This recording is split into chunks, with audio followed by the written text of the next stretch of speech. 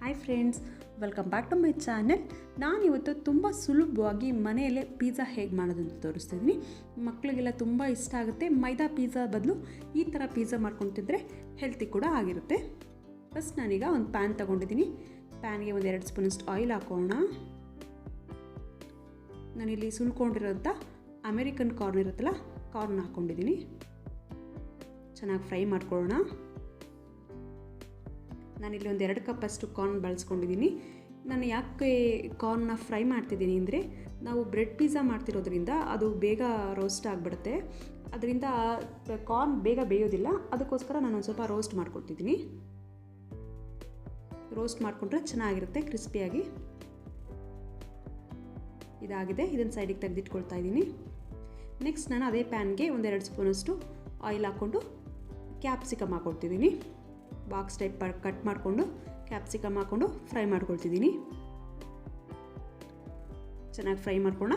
ಬೇಗ ಆಗಲಿ ಅಂದ್ಬಿಟ್ಟು ನಾನು ಈ ಥರ ಮಾಡ್ಕೊಳ್ತಿದ್ದೀನಿ. ಬ್ರೆಡ್ ಅಲ್ವಾ, ಸೀದೋಗ್ಬಿಡುತ್ತೆ ಅಂದ್ಬಿಟ್ಟು ನಾನು ಈ ಥರ ಫ್ರೈ ಮಾಡ್ಕೊಳ್ತೀನಿ.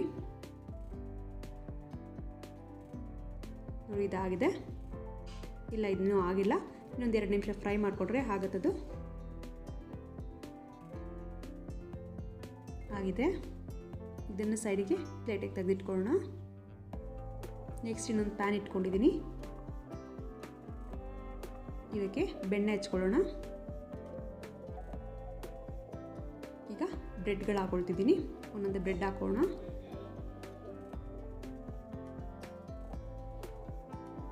ಇದನ್ನು ಒಂದು ಸೈಡ್ ಬೇಯಿಸ್ಕೊಳ್ಳೋಣ ನಾವೀಗ. ನೋಡಿ, ರೋಸ್ಟ್ ಆಗಿದೆ ಬ್ರೆಡ್ಡು. ತಿರುಗಿಸ್ಕೊಳ್ತಾ ಇದ್ದೀನಿ.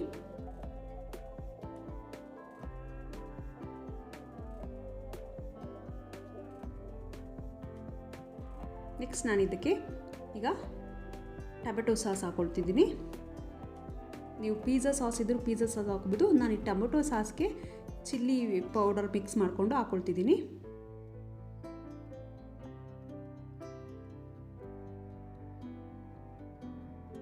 ಚೆನ್ನಾಗಿ ಸ್ಪ್ರೆಡ್ ಮಾಡ್ಕೊಳ್ಳೋಣ.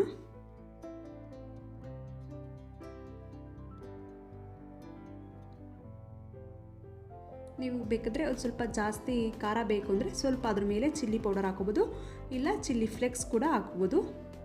ನನ್ನ ಮಕ್ಳಿಗೆ ಮಾಡೋದ್ರಿಂದ ನಾನು ಚಿಲ್ಲಿ ಪೌಡರ್ ಹಾಕ್ಕೊಳ್ತಿದ್ದೀನಿ. ಈಗ ಸಣ್ಣದಾಗಿ ಕಟ್ ಮಾಡ್ಕೊಂಡಿರೋಂಥ ಈರುಳ್ಳಿ ಹಾಕ್ಕೊಳ್ಳೋಣ. ಈರುಳ್ಳಿ ಎಲ್ಲ ಬ್ರೆಡ್ ಮೇಲೆ ಆಡ್ಕೊಳ್ತಾ ಇದ್ದೀನಿ. ಈರುಳ್ಳಿ ಸಣ್ಣದಾಗಿ ಕಟ್ ಮಾಡಿಕೊಂಡ್ರೆ ಚೆನ್ನಾಗಿರುತ್ತೆ ಟೇಸ್ಟು. ನೆಕ್ಸ್ಟ್ ನಾನೀಗ ಸಣ್ಣದಾಗಿ ಕಟ್ ಮಾಡ್ಕೊಂಡಿರೋಂಥ ಟೊಮೆಟೊ ಹಾಕ್ಕೊಳ್ತಾ ಇದ್ದೀನಿ.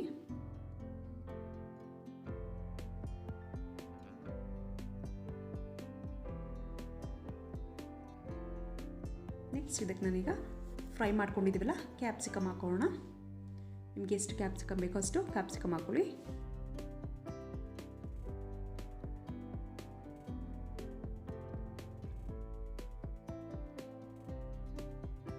ಕಾರ್ನ್ ಹಾಕೋಣ.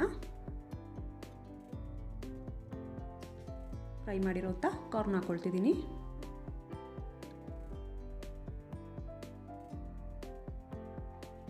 ಈಗ ಅದರ ಮೇಲೆ ಓರಿಗಾನೋ ಪೌಡರ್ ಹಾಕ್ಕೊಳ್ತಿದ್ದೀನಿ. ಸ್ವಲ್ಪ ಹಾಕ್ಕೊಳ್ಳೋಣ. ಒಂದು 1/4 ಸ್ಪೂನಷ್ಟು, ಎಲ್ಲದಕ್ಕೂ ಕಾಲು ಸ್ಪೂನಷ್ಟು ಹಾಕ್ಕೊಳ್ತಿದ್ದೀನಿ. ಸಾಲ್ಟ್ ಹಾಕ್ಕೊಳ್ತಿದ್ದೀನಿ ಅದರ ಮೇಲೆ. ನಮಗೆ ಸ್ವಲ್ಪ ಟೇಸ್ಟಿಯಾಗಿರಲಿ ಅಂದ್ಬಿಟ್ಟು ಸಾಲ್ಟ್ ಹಾಕ್ಕೊಳ್ತಿದ್ದೀನಿ ಮೇಲ್ಗಡೆ. ಇದಕ್ಕೀಗ ವೈಟ್ ಸಾಸ್ ಹಾಕ್ಕೊಳ್ಳೋಣ. ವೈಟ್ ಸಾಸ್ ಮಾಡೋದು ಹೇಗೆ ಅಂತ ನಾನು ವಿಡಿಯೋ ಅಪ್ಲೋಡ್ ಮಾಡಿದ್ದೀನಿ. ಸಾಸ್ ಅಂತ ಸರ್ಚ್ ಮಾಡಿದ್ರೆ ನನ್ನ ಚಾನಲಲ್ಲಿ ಸಿಗುತ್ತೆ. ವೈಟ್ ಸಾಸ್ ಹಾಕ್ಕೊಳ್ಳೋಣ. ನೀವು ಚೀಸ್ ಇಲ್ಲ ಅಂದರೂ ಕೂಡ ಈ ಥರ ವೈಟ್ ಸಾಸ್ ಹಾಕ್ಕೊಂಡು ಮಾಡಿಕೊಂಡ್ರು ನಡೆಯುತ್ತೆ. ಟೇಸ್ಟು ಪಿಜ್ಜಾ ಥರನೇ ಇರುತ್ತೆ. ಇದು ಕೂಡ ಮೆಲ್ಟ್ ಆಗುತ್ತೆ. ವೈಟ್ ಸಾಸ್ ಕೂಡ ಮೆಲ್ಟ್ ಆಗುತ್ತದು. ನೆಕ್ಸ್ಟ್ ನಾನೀಗ ಚೀಸ್ ಹಾಕ್ಕೊಳ್ತಿದ್ದೀನಿ. ನಾನಿಲ್ಲಿ ಕಡಿಮೆ ಚೀಸ್ ಹಾಕ್ಕೊಳ್ತಿದ್ದೀನಿ. ನೀವು ಬೇಕಿದ್ರೆ ಜಾಸ್ತಿ ಚೀಸ್ ಹಾಕ್ಕೊಂಡು ಕೂಡ ಮಾಡ್ಕೋಬೋದು. ಟೇಸ್ಟ್ ಸೂಪರಾಗಿ ಬರುತ್ತೆ. ಇಲ್ಲಿ ಮಕ್ಕಳಿಗೆ ನಾನು ಹೆಲ್ತಿಯಾಗಿ ಮಾಡಬೇಕು ಅಂತ ಹೇಳ್ಬಿಟ್ಟು ಕಡಿಮೆ ಚೀಸ್ ಬಳಸ್ತಾ ಇದ್ದೀನಿ.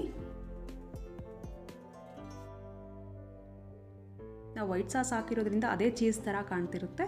ಅವರು ಚೀಸ್ ಅದನ್ನೇ ಚೀಸ್ ಅಂದ್ಕೊಳ್ತಾರೆ. ಆದ್ದರಿಂದ ನಾನು ಚೀಸ್ ಸ್ವಲ್ಪ ಕಡಿಮೆನೇ ಬಳಸ್ತೀನಿ, ಹೆಲ್ತಿಯಾಗಿರಲಿ ಅಂತ. ಇದನ್ನು ಒಂದು ಲಿಡ್ ಕ್ಲೋಸ್ ಮಾಡಿ ಬೇಯಿಸ್ಕೊಳ್ಳೋಣ. ಈ ಥರ ಪಿಜ್ಜಾ ಮಾಡ್ಕೊಳ್ಳೋದ್ರಿಂದ ಮಕ್ಕಳಿಗೆ ಆರೋಗ್ಯಕ್ಕೂ ಒಳ್ಳೆಯದು, ಹಾಗೆ ಮಕ್ಕಳು ಖುಷಿಯಾಗೂ ತಿಂತಾರೆ. ಇದು ಚಿಕ್ಕವರಿಂದ ದೊಡ್ಡೋರ್ವರೆಗೂ ಇಷ್ಟ ಆಗುತ್ತೆ. ಯಾರಿಗೆ ತಾನೇ ಪಿಜ್ಜಾ ಅಂದರೆ ಇಷ್ಟ ಆಗೋಲ್ಲ. ನೋಡಿದ್ರಲ್ಲ, ಇವತ್ತಿನ ರೆಸಿಪಿ ನಿಮ್ಗೆ ಇಷ್ಟ ಆಗಿದ್ರೆ ಪ್ಲೀಸ್ ವೇದಾ ಚೇತದ ರೆಸಿಪಿಗೆ ಸಬ್ಸ್ಕ್ರೈಬ್ ಆಗಿ ಸಪೋರ್ಟ್ ಮಾಡಿ. ಹಾಗೆ ನನ್ನ ವಿಡಿಯೋಗೆ ಲೈಕ್ ಮಾಡಿ, ಶೇರ್ ಮಾಡಿ, ಕಮೆಂಟ್ಸ್ ಮಾಡಿ. ನೀವಿನ್ನು ನಮ್ಮ ಚಾನಲ್ಗೆ ಸಬ್ಸ್ಕ್ರೈಬ್ ಆಗಿಲ್ಲ ಅಂದರೆ ಪ್ಲೀಸ್ ಸಬ್ಸ್ಕ್ರೈಬ್ ಆಗಿ. Thank you for watching my videos. Bye bye.